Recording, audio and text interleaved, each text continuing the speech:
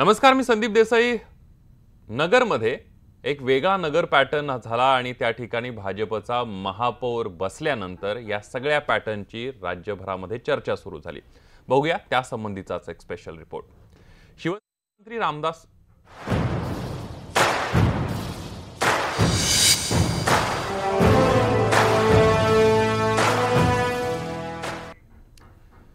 शिवसेनेचे मंत्री रामदास कदम यांनी भाजप राष्ट्रवादीच्या नगरमधील सत्ता पॅटर्न बाबत काल मोठा गौप्यस्फोट केलाय। नगरमध्ये भाजपला सत्तेपासून दूर ठेवण्यासाठी मी स्वतः अजित पवार आणि विखे यांच्याशी बोललो होतो, पण राष्ट्रवादीने शिवसेनेला पाठिंबा देण्याऐवजी भाजपला पाठिंबा देऊन आपले खायचे दात वेगळे असल्याचं पुन्हा एकदा दाखवून दिल्याची जळजळीत टीका कदम यांनी केली आहे।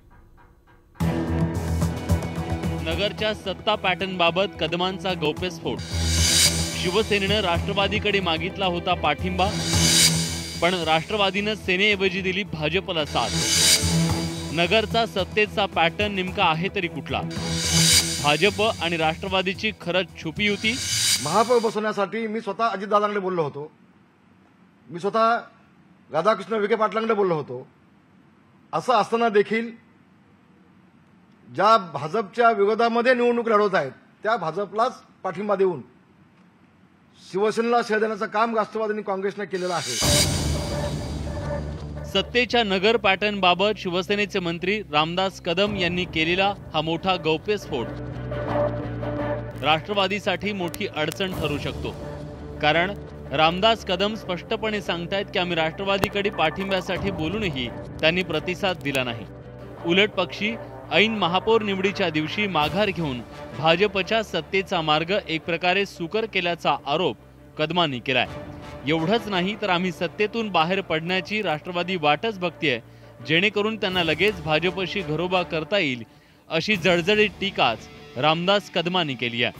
अशी 28 मतं आमच्याकडे असल्यामुळे तिथे महापौर आमचा बसेल असं आम्हाला वाटलं होतं। मात्र राष्ट्रवादींनी पुन्हा एकदा विरोधी पक्षाची भूमिका असताना ती बाजूला ठेवून सत्ताधारी भाजपचे मुख्य घेण्याचं काम केलंय।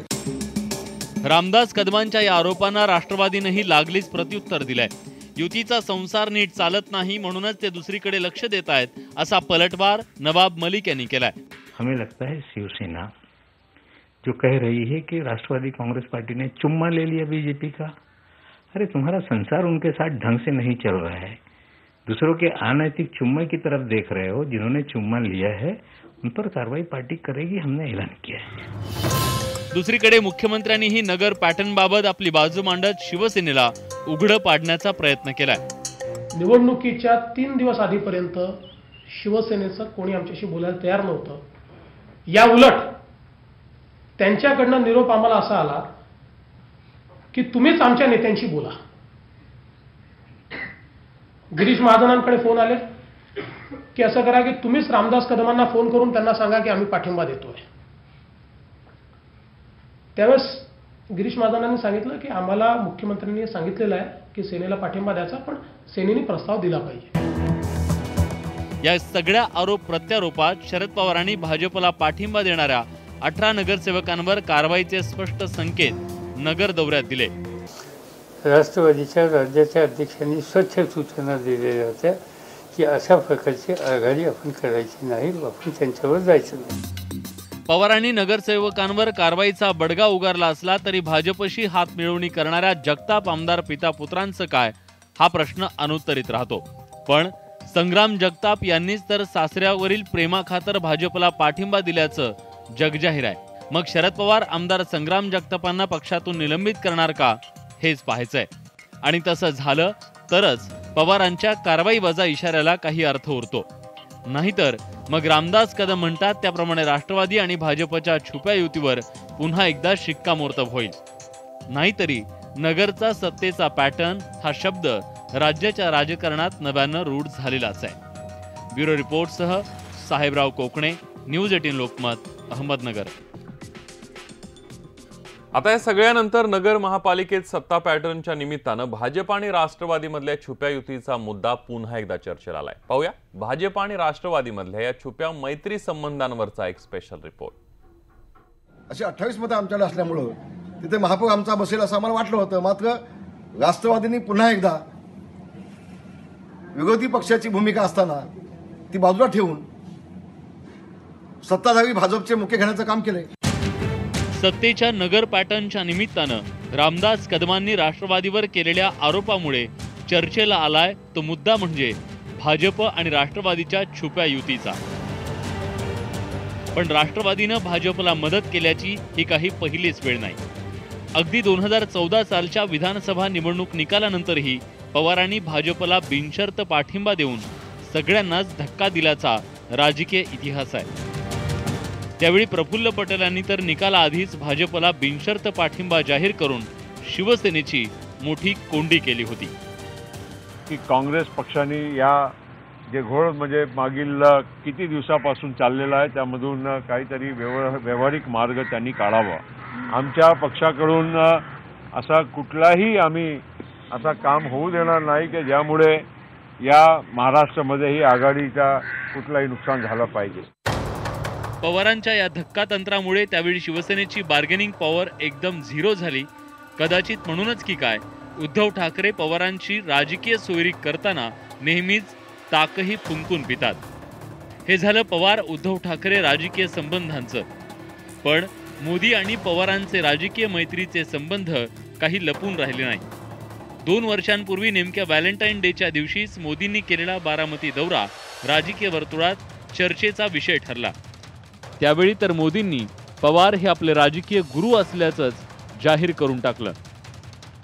मैं व्यक्तिगत रूप से शरद राव का अत्यंत आदर करने वाले व्यक्तियों में से रहा हूं. मैं गुजरात का मुख्यमंत्री था. वो हमेशा मुझे उंगली पकड़ करके चलाने में मेरी काफी मदद करते रहे हैं और ये बात सार्वजनिक रूप से स्वीकारने में मैं गर्व अनुभव करता हूं. राफेलच्या मुद्द्यावरून राहुल गांधींनी पंतप्रधान मोदींना टार्गेट केल्यानंतरही सर्वात आधी शरद पवारच त्यांच्या मदतीला धावून गेले. राफेल घोटाळ्यात पंतप्रधानांचा थेट संबंध असेल असं लोकांना वाटत नाही असं विधान करून पवारांनी एक प्रकारे राहुल गांधींच्या आरोपांमध्ये हवाच काढून घेतली. विश्वासाचं काँग्रेसकडे आहे का नाही हा महत्त्वाचा प्रश्न नाही. निर्णय ज्यांनी घेतला त्यांनी ती विश्वासार्हता दाखवली पाहिजे. लोकांना काय वाटतं म्हणजे मोदींच्या व्यक्तिगत त्यांच्या या संबंधीची शंका लोकांच्या मनात असं मला वाटत नाही. राफेल घोटाळ्याबाबत मोदींचं समर्थन करणाऱ्या या वादग्रस्त विधानामुळे काँग्रेस सोबतच्या आघाडीसाठी मोठी राजकीय अडचण होतीये. हे लक्षात येताच पवारांनी मोदींना क्लीन चिट दिली नसल्याचा नंतर खुलासा केला. पण त्यातून राजकीय वर्तुळात जो संदेश जायचा तो गेलाच. एखादा शीर्षस्थ नेता तिथे जातो आणि ज्या सगळ्या वाटाघाटी असतात त्या ठरतात आणि त्यात ह्या अशा आघाड्या युती ज्याला आपण अभद्र जी पार्टनरशिप म्हणतो ती ठरते. आता ही नगर महापालिकेत राष्ट्रवादीनं भाजपला बाहेरून पाठिंबा देऊन शिवसेनेची एक प्रकारे राजकीय कोंडी केली आहे. म्हणूनच शिवसेना पवारांच्या राष्ट्रवादीवर अक्षरशः तुटून पडली आहे. तर दुसरीकडे राज्यात सत्तेत एकत्र राहूनही सेना आणि भाजप परस्परांवर विश्वास ठेवायला तयार नाहीयेत. महाराष्ट्राबद्दल बोलायचं झालं तर आज सर्वच राज्याबद्दलचं काही विधान मी करणं योग्य होणार नाही. त्या संदर्भातली आमची थेट भूमिका, अंतिम भूमिका माननीय पक्षप्रमुख उद्धवजी ठाकरे सांगतील. परंतु नगरच्या संदर्भामध्ये आमचा विश्वास जो आहे त्याला तडा गेला होता, ही वस्तुस्थिती आहे. शरद पवार हे काँग्रेससोबत राजकीय आघाडी करत असले तरी त्यांच्या पक्षानं स्थानिक पातळीवर विरोधकांशी वेळोवेळी केलेल्या सोयीस्कर छुप्या राजकीय युती काही लपून राहिलेल्या नाहीयेत. कदाचित त्यामुळेच पवारांच्या राजकीय पटलावरच्या तिरकस चाली आजवर कधीच कोणाला प्रेडिक्ट करता आला नाही आणि हाच पवारांच्या राजकारणाचा आजवरचा केंद्रबिंदू राहिलाय. अर्थात काही जण पवारांच्या या बेभरवशाच्या राजकारणाला त्यांचा USP समजत आले तर काही जण week point. Bureau report, news 18 Lokmat, Mumbai.